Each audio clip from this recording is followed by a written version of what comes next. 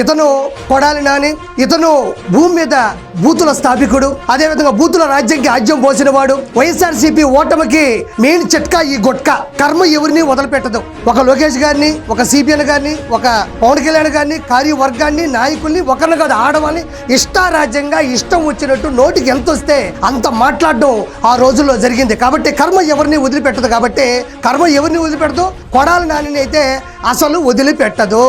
నేను ఆ భగవంతుణ్ణి మనస్ఫూర్తిగా కోరుకుంటున్నా.